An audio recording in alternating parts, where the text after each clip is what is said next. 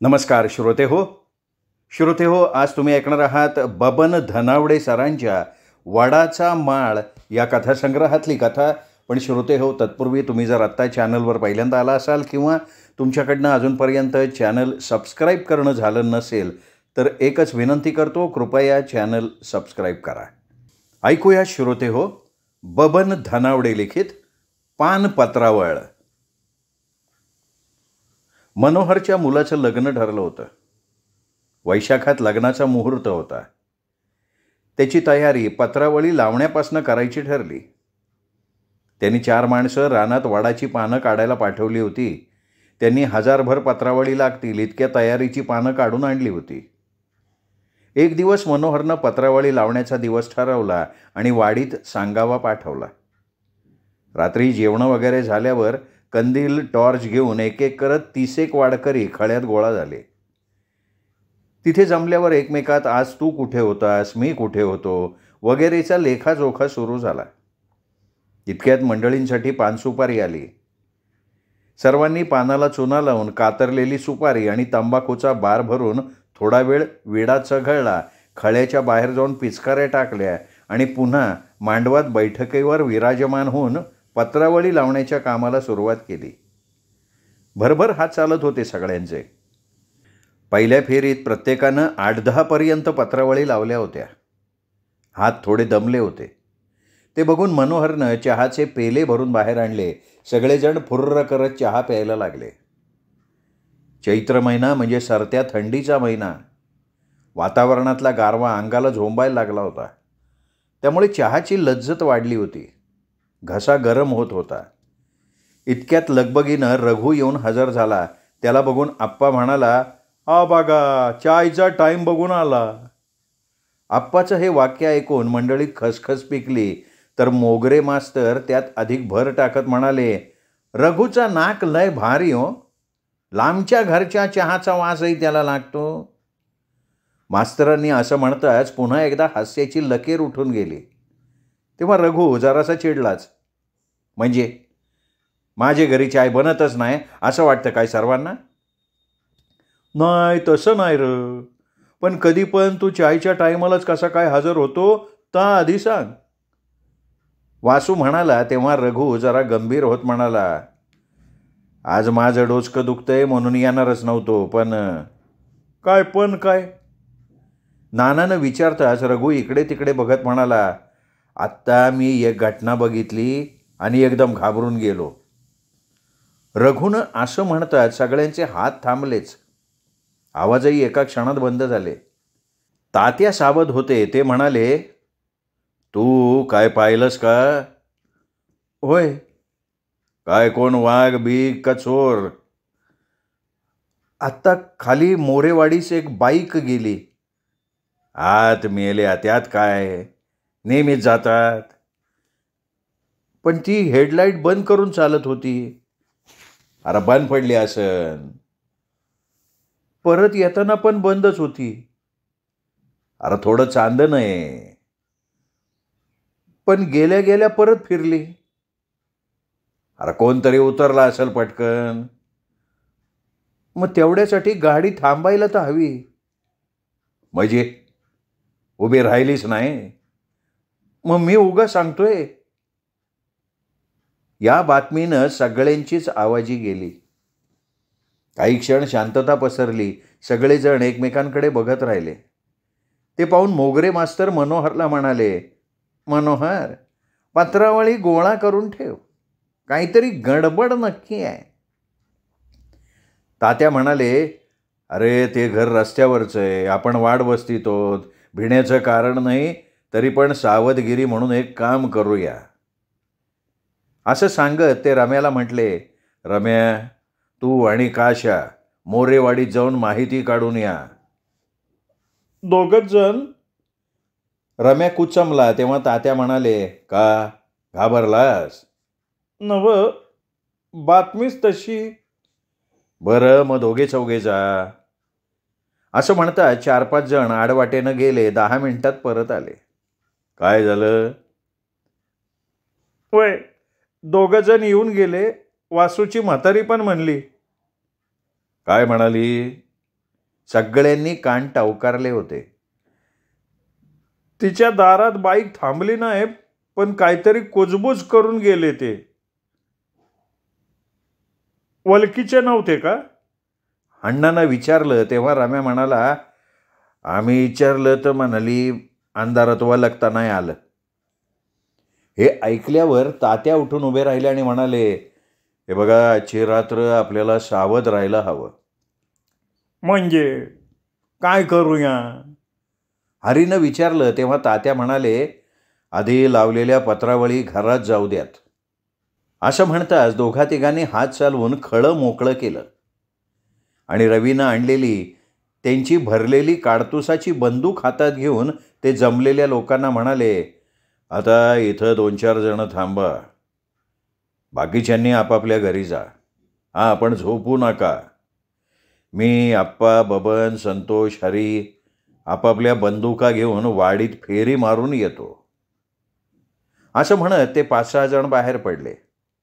एव्हाना ही बातमी सगळीकडे पसरली होती आणि त्यामुळे सगळ्यांच्या दारातले दिवे लखलखत होते आणि दारं खिडक्या बंद होऊन भीतीचं वातावरण पसरून राहिलेलं होतं. मधल्या घरात लक्ष्मी यशोदेला म्हणाली, यशवदे, तात्या बंदूक घेऊन बाहेर पडलेत, म्हणजे काय समजायचं? खबरदारी घ्यायला हवी. तसं आपल्या वाडीत शिरायचं नाही चोर, म्हणजे चोर तसं धाडस करतच नाहीत, पण काळजी घ्यायला हवी. बाया मंडळी नाही म्हटलं तरी घाबरट, तेव्हा त्यांची भीती घालवण्यासाठी तात्यांनी लढवलेली कल्पना फायद्यात पडली. कारण त्यामुळे आजूबाजूच्या गावात बातमी पसरली की या गावात लोकांनी पहारे बसवलेले आहेत. पण त्या रात्री फेरी मारून कोण गेलं ते कळलं नाही. दुसऱ्या रात्री पुन्हा पत्रावळी लावायलाच मंडळी जमली. पत्रावळी लावायला 3-4 दिवस लागणार होते. कोटा पूर्ण व्हायला पाहिजे होता. पण लोक कंटाळलेले नव्हते. उलट नाना मोगरे मास्तरांना म्हणाला, मास्तर, ह्या सरकारनं प्लास्टिकच्या पत्रावली बंद केल्या, ते बरंच झालं. हे वाक्य ऐकून सगळे नानाकडे बघत राहिले. वसंतानं विचारलं, म्हणजे काय बरं झालं ते तरी सांग, आमच्या पण ज्ञानात थोडी भर पडन. यावर नाना हसत म्हणाला, अरे त्याच्यामुळं आपण लय दिवसांनी गप्पा गोष्टी करायला एकत्र आलो ना. नानाच्या या उद्गारावर सगळे खळखळून हसले. थोड्या वेळानं चहापान करताना वेळेवर आलेला रघु म्हणाला, पण नाना, वड कसे बसे टिकून आहेत. ते कुणाचे असले तरी तोडायचे नाहीत असा नियम तरी करा. लोकांनी म्हणजे आपणच नाचणीवरी बरग ही वरकस शेती सोडून दिली. जिकडं तिकडं रान वाढले. 4 पैसे मिळावेत म्हणून जाला विकत्यात लोक. रघुच्या या वाक्यानं परश्या चिडला. रघु, ह्यो मना टोमना मारलास काय? म्हणजे? नाही, मी वरल्या आडवानातलं रान इकलंय म्हणून तुझा जीव जलतोय का काय? तू रान इकलास? देवाशपथ ठावं नाही मला. मग काय तुझी परवानगी घ्यायला हवी होती का काय? परश्याच्या धाकट्या भावानं गण्यानं रघुला झापलं तेव्हा तात्यामध्ये पडत म्हणाले, चला, एकंदरीत आपल्याला एकत्र बसून भांडणं करायला पण आता संधी मिळणार.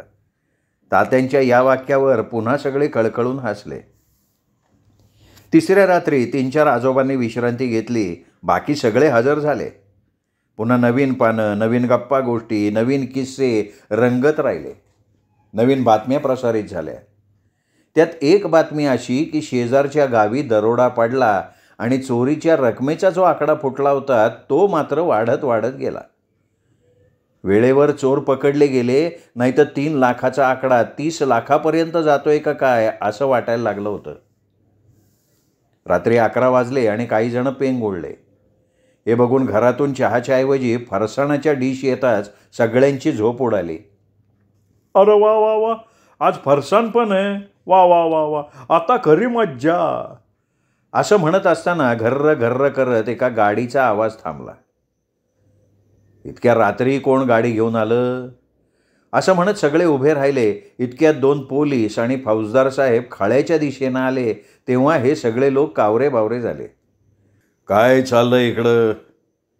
फौजदार साहेबांनी विचारलं. तेव्हा तात्या पुढे होत म्हणाले, साहेब, या घरी लग्नाचा कार्यक्रम आहे, त्यासाठी पत्रावळी लावत होतो आम्ही." "बरं बरं बरं, चालू द्या चालू द्या. प्लास्टिकचा अतिवापर आणि त्यामुळे होणारं नुकसान तुम्हाला पटलं आहे म्हणायचं." "हो साहेब." "काय नाव काय तुमचं?" "श्यामसुंदर, पण तात्या म्हणतात सगळे." "अच्छा अच्छा अच्छा, तुम्हीच का तात्या, या भागातले नावाजलेले शिकारी?" साहेबांनी असं म्हणताच तात्या सावध होत म्हणाले, "साहेब, अहो शिकारी संपल्या हो. रान वाढलंय, पुढ्यातले पारधी दिसत नाहीत, शिकार काय करणार सांगा. कधीतरी शिंदे साहेब आले तर जातो त्यांच्या पाठवून." "कोण हे शिंदे साहेब?" "इथले फॉरेस्ट ऑफिसर साहेब." "ते येतात का इकडे?" "येतात कधीतरी, 1-2 महिन्यांनी." "बरं बरं बरं, असू दे, आम्ही निघतो." "पण साहेब, इतक्या रात्री इकडे?" "काय, शेजारच्या गावी हल्लीच दरोडा पडला, त्यामुळे जरा राऊंड मारतोय." साहेब म्हणाले. तरी पोलिसी डाव तात्यांना माहिती होताच आणि त्याचा अनुभव त्यांना लगेच आला. साहेब 2 पावलं चालून तिथेच थांबून गर्कन थांबला आणि म्हणाला, "तुमच्या वाडीत परवा एक संशयास्पद बाईक फिरून गेली, हे खरं आहे का?" त्यांच्या या प्रश्नानं सारे चपापले. काय बोलावं ते कोणाला सुचेना. तेव्हा तात्याच बोलले, "खरं आहे, आणि त्यावेळी आम्ही वाडीवर फिरून शोध घेतला, पण काही पत्ता लागला नाही." "कोणी ती गाडी पाहिली का?" या प्रश्नानं रघुला घाम फुटला. तात्या रघुकडे बोट दाखवत म्हणाले, "या रघुनं गाडी पाहिली, पण अंधारात त्याला नीटसं दिसलं नाही." असं म्हणत तात्यांनी सगळी घटना जशीच्या तशी विशद करून सांगतात साहेबांचं समाधान झालं आणि "वेळ पडल्यास पुन्हा भेटू, सावध राहा, त्या गाडीवर आमचा संशय आहे. तेव्हा पुन्हा जर तसा प्रकार आढळला तर 100 नंबरला फोन करा." असं सांगत पोलीस निघून गेले. तेव्हा सगळ्यांनी सुटकेचा निश्वास टाकला. लोक आपापल्या घरी गेले तरी आपल्या वाडीत बाईक फिरून गेल्याची खबर पोलिसांना कोणी दिली, या प्रश्नानं त्यांची झोप उडाली. रघु रात्रभर बेचैनच राहिला. सकाळी उठल्याबरोबर त्यांनी तात्यांचं घर गाठलं. "काकी, काकी, जरा चहाच द्या." काकींना म्हणताच काकींनी चहाचा कप त्याच्या पुढ्यात ठेवला. तात्यांच्या चहाचा टोप चुलीवर कायम ठेवलेला असायचा. सकाळी तात्याचे कामगार आले की त्यांच्याबरोबर काही शेजारीसुद्धा चहा पिऊन थोडा वेळ गप्पा गोष्टी करून किंवा मजुरीसाठी हजेरी लावत असत. तात्या शेतकरी असून लाकूड तोडीचा व्यवसाय करत. सकाळी गुरंढोरं सोडून ते बाहेर पडायचे. आत्ताही ते गाईचं दूध काढून घरी परतले तर समोर रघु. "काय रे, रात्री झोप लागली नाही वाटतं?" यावर रघु कुरबुरत म्हणाला, "कशी लागणार तात्या? तुम्ही सरळ माझंच नाव फौजदार साहेबाला सांगितलं." "अरे घाबरू नको, त्यांनी काही होणार नाही, मी आहे ना. आणि लक्षात ठेव, पोलिसांकडे कधी खोटं बोलायचं नाही, नंतर खूप महागात पडतं." "वय, पण पुढं कधी चौकशीला बोलवलं तर माझी वाट लागन." "नाही रे, सगळं नीट होईल." तर इतक्या सकाळी रघु कशाला तात्यांकडे, असं म्हणत पांडू, हणमे, आप्पा वगैरे येऊन हजर झाले. सगळेजण आता आपल्यावर काय शेकतंय का काय या विचारानं हैराण झालेले. वासू रघुवर बिघडलाच. "तू कशाला तडमडला बातमी घेऊन?" "म्हणजे मला काय हाऊस होते बातमी द्यायला? डोचकं दुखत होतं म्हणून पडून होतो. लघवीला लागलं म्हणून उठून बाहेर आलो. मागं परतताना अंधारात हालू हालू बाईक कोण चालवतो असा विचार मनात आला आणि तेवढ्यात घरफोडीची बातमी आठवली. म्हणलं तसा काय प्रकार असला तर तुम्हाला सावध करू म्हणून आलो." त्यांची तू मिमी ऐकून तात्या म्हणाले, "हे बघा, उगाच वाद घालत बसू नका, आपण बघू काय करायचंय ते." हे सगळं चाललेलं असताना एक एक करत बरेच लोक, बाया माणसं तिथे जमली. तेव्हा तात्या त्यांना म्हणाले, "हे बघा, आता आज विषय बंद. आज रात्री पत्रावलीची शेवटची फेरी असेल तेव्हा बोलू. आता सगळ्यांनी आपापल्या कामाला लागा." ताकीद मिळताच सगळे उठले. मनोहरचा मुलगा मुंबईत नोकरीत असल्यामुळे 4 पैसे राखून होता. विवाह समारंभ गावी घेण्याचं कारण म्हणजे वधू गावाकडची होती, शिकली सवरलेली होती. त्यामुळे मनोहरनं भावी सुनेसाठी मणिमंगळसूत्र, अंगठी वगैरे वस्तू बनवल्या होत्या. लग्नाचा खर्च, सगळी तयारी करून ठेवलेली होती. आणि ती दरोड्याची बातमी कानावर पडून गेली, ती कमी म्हणून का काय, एक संशयास्पद बाई गावात भीती निर्माण करून गेली. त्या चोरांची नजर आपल्यावर पडली तर, या विचारानं तो हैराण झालेला होता. रात्री शेवटच्या फेरीच्या पत्रावळी लावायला लोक जमले तेव्हा ही भीती त्यांनी बोलून दाखवली. ती ऐकून मोगरे मास्तर म्हणाले, मनोहर, आपल्या वाडीत कधी चोरांनी पाऊल टाकलंय का? नाही तसं नाही, पण येईल टाईम काही सांगून येत नाही ना. काही होणार नाही रे. तरी पण बाईकची बातमी पोलिसात गेली कशी हे शोधायला हवं. आता शोधायचं आहे काय त्याच्यात? बाजारच्या दिवशी सहज म्हणून कोणीतरी बोलला असेल, झाली त्याची बातमी. जाऊ दे, पत्रावळी लावण्याचा आज शेवट करू. लवकरच वैशाख लागेल, पुढले कार्यक्रम सुरू होतील. आणि आता आपण एक करू. हल्ली गावातले लग्न समारंभ उरकण्याचे प्रकार होऊ लागले, ते आता सवड काढून करू. जुने अनिष्ट रिवाज सोडून देऊ आणि नवीन विचार मांडून कमीत कमी खर्चात कार्यक्रम करू. हे बोल सगळ्यांना आवडले. अगदी टाळ्या वाजवून सगळ्यांनी या विचाराचं स्वागत केलं. पत्रावळी लावून झाल्यावर चहापान झालं आणि लोक उठणार इतक्यात पोलिसांच्या गाडीचा तो परिचित आवाज कानावर पडला आणि पुन्हा सगळ्यांच्या मनात भीती निर्माण झाली. फौजदार साहेब 2 हवालदारांसह दाड दाड पावलं टाकत तिथे हजर झालं. अरे काय हे, अजून पत्रावळी लावून झाल्या नाहीत तुमच्या? झाल्या, ते संपवून उठणार इतक्यात तुम्ही आला. काय झालं काय साहेब? मोगरे मास्तरांनी विचारलं. तेव्हा फौजदार साहेबांनी विचारलं, तो रघु कुठं आहे? रघु पोलिसांना बघून थोडा मागे सरकला होता. त्याला कापरं भरलं. भीत भीत तो पुढे आला. साहेब म्हणाले, त्या गाडीचा हेडलाईट बंद होता असं म्हणाला होतास ना तू? वय वय वय साहेब, रघु थरथरत उत्तरला. तेव्हा लोकांची खात्री झाली की रघु अडकला. साहेब पुढे म्हणाले, का बंद होता हेडलाईट सांगू शकशील? या प्रश्नानं रघु आशेनं तात्या आणि मोगरे मास्तरांच्याकडे बघत राहिला. तेव्हा मास्तर म्हणाले, साहेब, अहो त्याचा संबंध नसावा हो. मंडळी जाम घाबरलेली बघून साहेब मोठ्यांदा हसले आणि म्हणाले, अरे घाबरू नका तुम्ही, या रघुमुळे चोर सापडलेत. साहेबांच्या या खुलाशानं सगळे अवाक झाले. साहेब म्हणाले, ती गाडी हेडलाईट बंद करून का चालवत होते याचा आम्ही विचार केला आणि रात्रीच इथल्या सगळ्या गॅरेजेसना भेटी दिल्या. तेव्हा साखरप्यात एका ठिकाणी हेडलाईट दुरुस्त करायला एक गाडी आल्याचं कळलं. ती गाडी न्यायला आज पार्टी येणार होती, म्हणून मग आम्ही सापळा रचला आणि चोर सापडले. पोलिसांचे हात पाडतात ते कबूलही झाले. थोडे पैसे खर्च झाले, पण दागिने मात्र सापडले. या रघुमुळे तपासाला मदत झाली. त्यांनी हेडलाईट बंद होता हे नेमकं पाहिलं होतं, म्हणून आम्हाला तपास करणं सोपं झालं. असं म्हणत साहेबांनी खिशातनं पाकिट काढलं. 200 रुपयाची नोट रघुच्या हातीत देत ते म्हणाले, रघु, अरे हे तुझं बक्षीस आहे, हात पुढे कर. असं म्हणताच थरथरत्या हाताने रघुनी ती नोट घेतली. तेव्हा सगळ्यांनी टाळ्या वाजवून त्याचं स्वागत केलं.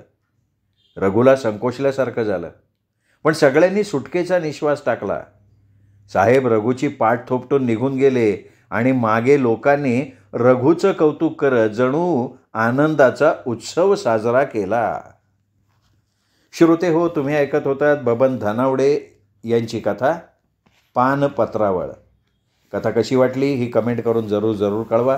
ही कथा आपल्या कथाप्रेमी मित्रपरिवारात, नातेवाईकात, सोशल मीडियावर शेअर करायला काहीच हरकत नाही. ऐकत रहा, भेटत राहू दीपक रेगे कथाकथन चॅनलवर. नमस्कार श्रोते हो.